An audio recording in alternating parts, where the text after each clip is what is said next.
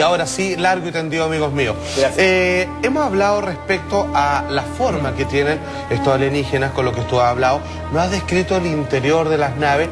Me gustaría saber una pregunta antes de entrar al tema sobre estas ciudades que al parecer, digamos, albergan todo tipo de seres superiores, algunos seres humanos evolucionados, otros seres de otros planetas. Quisiera saber, ¿tú has tenido la oportunidad, ya sea a través de un Sendra, que son estos portales interdimensionales, o físicamente visitar el planeta de alguno de ellos? No, la verdad, visitar sus mundos de origen no. Las experiencias que tuve fueron las que describí en los programas que me invitaron anteriormente, de haber visto físicamente a la tripulación de estos objetos, solo o acompañado con otras personas, y de haber estado en 2 ocasiones dentro de sus naves, como lo comentamos ayer. Lo que sí viví, y lo comparo en intensidad con la experiencia del contacto extraterrestre, es haber participado de expediciones a lugares de poder imposibles, donde existirían bases subterráneas, intraterrenas, que no necesariamente están relacionadas al enigma de los ovnis. Entre estos lugares que visité se encuentran las selvas del Paititi, donde se encontraría la ciudad perdida de los incas. Como recordarán, en la conquista española, un grupo de Quipucamayocs, de amautas del imperio del Cusco, del Tahuantinsuyo, huyen hacia la selva amazónica. Esto aproximadamente a mediados del siglo XVI, exactamente en 1533. Habrían construido una ciudad tan esplendorosa como el Machu Picchu, solo que escondía en las selvas del Manú. Exacto. Esto es el departamento de Madre de Dios, en la zona sur oriental del Perú, casi en frontera con el Brasil. Desde entonces se dice que esta ciudad perdida, que en quechua se le llama Paiquiquín Cusco, o sea, parecida al Cusco, Paititi o El Dorado, sería el refugio del último Inca, Incarrí, el príncipe dorado, o Choqueauqui, como algunos también le conocen, que estaría custodiando la historia secreta de los incas. Algunos piensan, tal vez no se trata de un remanente mestizo de los incas, sino más bien de una civilización oriunda de otras más antiguas. Así que estuve en estas expediciones en Paititi, estuve dentro de la Cueva de los Tallos, ¿no? Estuve 3 días dentro de la Cueva de los Tallos, donde también estuvo el astronauta norteamericano recientemente fallecido, Neil Armstrong, y algunas imágenes, tal vez la producción las pueda rescatar del material que les fui dando, que estoy dentro de la cueva, y ustedes pueden ver la recorrí durante 3 días sin salir a la superficie. Es inmensa, y a 200 metros bajo tierra tomé fotografías y aparezco con túneles artificiales. Y la pregunta es, ¿quién construyó esa civilización o esa estructura subterránea hoy abandonada? Ricardo, estos encuentros con seres de otros planetas, de otras galaxias, ¿a ti te daban tranquilidad, te atemorizaban? ¿Tú eres papá, por ejemplo? ¿Tienes hijos? No, todavía no. A lo mejor algún día te va a gustar o vas a querer formar una familia.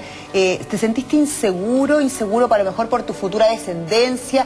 ¿Te sentiste especial, bendecido? ¿Qué manipulado, utilizado? No sé si hubiera terminado como Salfate, que lleva a sus nenes a una experiencia paranormal. Pero lo que sí te puedo decir es que tuve temor en algunas ocasiones, pero por lo desconocido, porque era extraño para mí. No te voy a mentir, o sea, tuve temor, tuve miedo y todo. Pero ya la experiencia y ya al estar con ellos sentí una paz profunda, algo extraordinario. Yo estudié unos hermanos maristas en el colegio, entonces tenía una formación muy cristiana, veo que también aquí mi amigo, muy católica, maravillosa, positiva, pero no se me enseñó que esto podría existir. Yo lo tuve que descubrir con el paso del tiempo y abrirme mente a otras cosas, como por ejemplo otras religiones y filosofías. En ningún momento me sentí ni manipulado, ni me sentí controlado, sencillamente esto me ocurrió. Y lo he tratado de difundir, como estoy haciendo ahora aquí en el programa y en tantos países, no para que la gente crea el testimonio de Ricardo González, porque las personas en la televisión, como lo dije ayer también, pueden decir, Ricardo es una persona especial porque tuvo estos contactos. No, no soy una persona especial, sencillamente me pasó.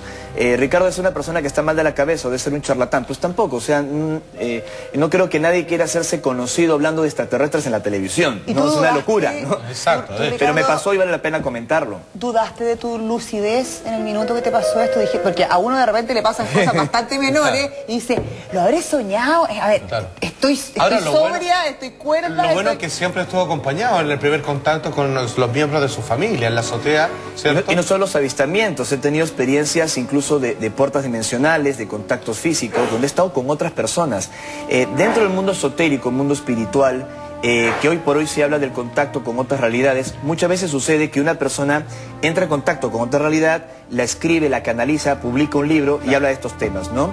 Yo lo respeto mucho, pero cuando una sola persona tiene una experiencia de este tipo y no hay forma de corroborarlo, la gente que lee el libro o acude a la información que transmite ese testigo, lo hace casi en un acto de fe, porque le vibra la información, le conecta la información y es casi suficiente.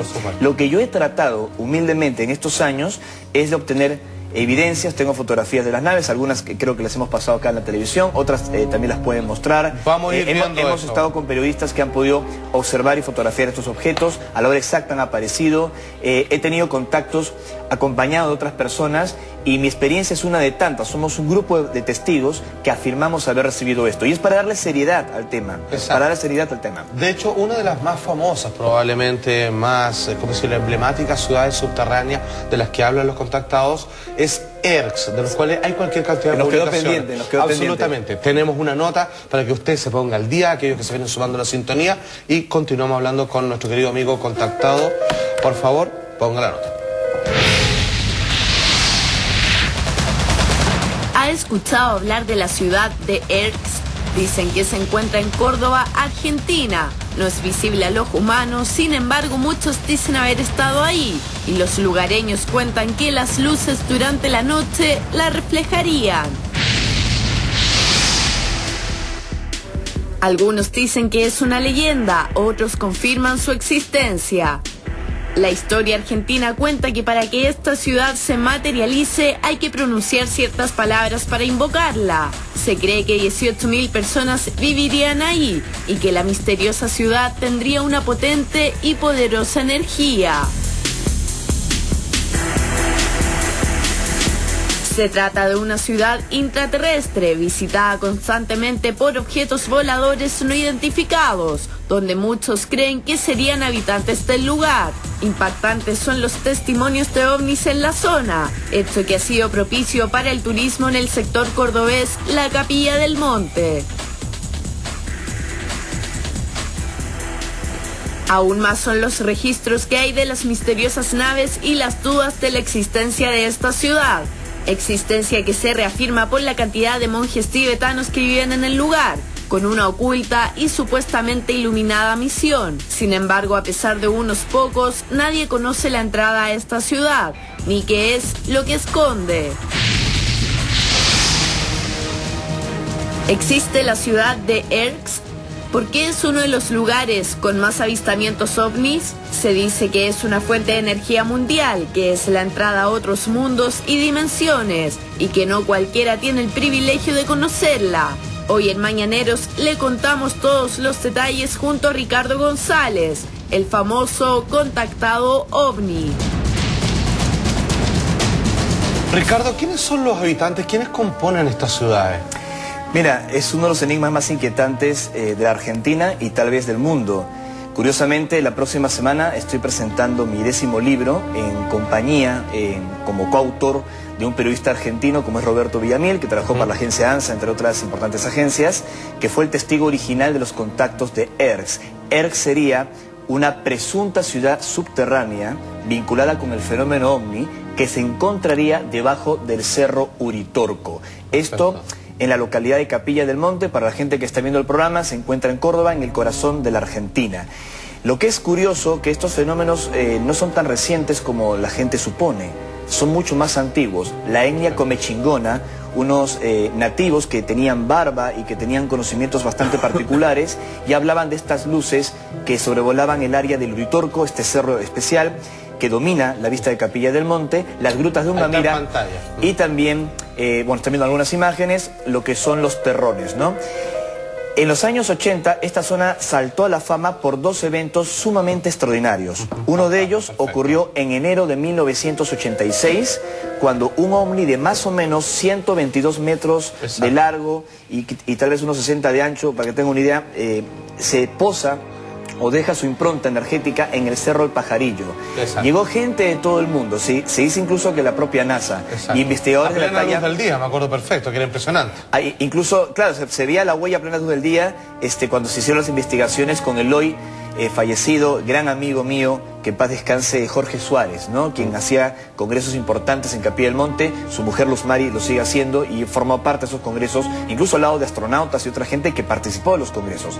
Una huella impresionante que en un momento los escépticos dijeron que había sido una quema del pasto, pero en realidad no había ni químicos, no se había encontrado ninguna huella o ninguna evidencia de que haya sido quemado ese pasto en el Cerro del Pajarillo, más bien fenómenos paranormales, sobrenaturales en torno a la huella. Y las luces que obviamente se ven. Además de lo que vio Esperanza Gómez y su familia, ese ovni que luego dejó la huella, o sea, una evidencia fotografiable, verificable, un personaje llamado Ángel Cristo Coglanis, que fue el contactado principal de este cerro, convocaba a unas luces que no eran ovnis, eran entidades de la presunta ciudad de Erx.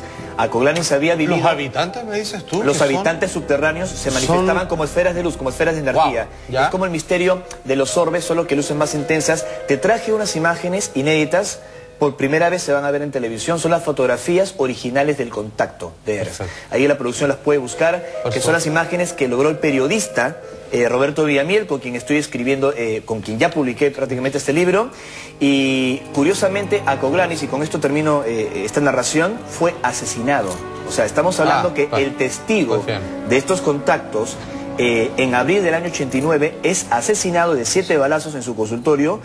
Y esto motivó a que su material fuera publicado por otro autor que es conocido en Brasil como Trigueriño, pero su experiencia de Acoglanis todavía no se conoce. Lo que están viendo aquí son imágenes de otros contactados, de otras experiencias. Uno de estos seres que vieron hace un momento con la mano levantada. De todos tipos, de Eugenio Siragusa, me acuerdo, vi uno por ahí. Ricardo, hasta tú Terán, ayer supuestamente. Incluso coincidiste con Salfate, que también tiene una experiencia, a lo mejor no tan vívida como la tuya, pero igual importante porque tienes algunos antecedentes de cómo serían personas que viven en otras galaxias, en otros planetas. Hablábamos de esta altura tremenda, casi 3 metros, de este pelo como nórdico, y en lo que coincidían ustedes dos es que el pelo como que partía muy atrás, y se ven ahí como frentes muy prominentes, como unas miradas así... mágicas, profundas. A mí me llegó un mensaje por DM, a través de Twitter, de una persona que dice que estuvo ahí en Córdoba, que conoció a un ser que tenía características similares a esto, que era como un vidente, y que él veía como situaciones que pasaban en la vida futura, esta persona como que podía ir a otra dimensión. ¿Eso es tan así, los extraterrestres, como lo que estamos viendo? ¿Pueden ir al futuro, volver? Hay de todo en el universo y hay múltiples apariencias. De hecho, dentro de las imágenes que están viendo de presuntas fotografías de seres de otros mundos, algunas recreaciones o dibujos, marcan que tal vez unas 60 o 70 civilizaciones diferentes están entrando en contacto con nosotros.